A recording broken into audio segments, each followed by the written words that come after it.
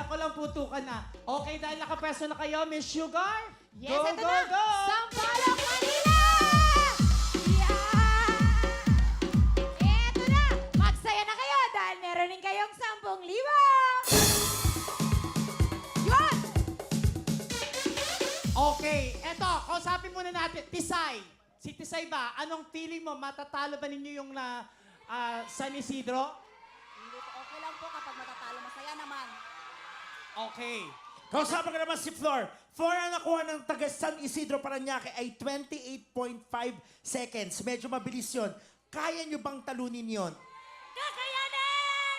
Yan, Yan, malakas buhay, positibo, oo. positibo sila, pero eto, konting ingat. Ha? Totoo yan. Pero ano masasabi nyo? Siyempre, hindi kami papayag! Palaban! Kami mananalo! Sila pa rin daw ang mananalo. Tama. Hindi nyo daw sila makakabog. Naku, patunayan nyo yan.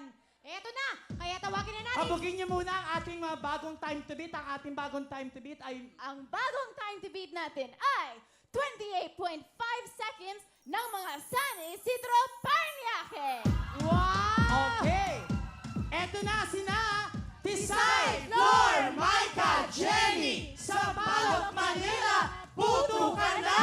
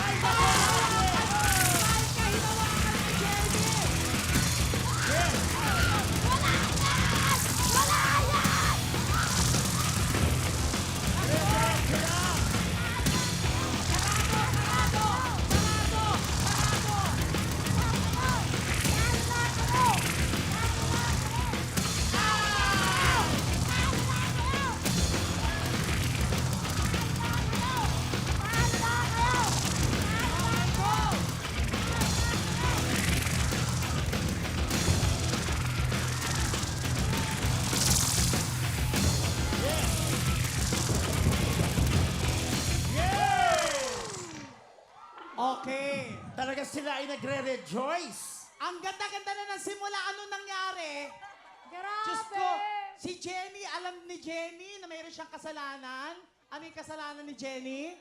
Nawakan ko yung Nawakan ko yung lobo. Okay. Alam ni Jenny na hawakan niya lobo. So meron kayong karagdagang 5 segundo. Pero okay lang yun kasi lahat naman tayo nagpunta dito para mag-enjoy. Tama.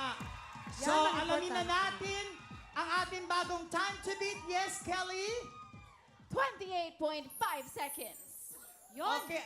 Alamin na natin ang time ng Sampaloc, Manila dahil ang oras nila ay... Ano kaya?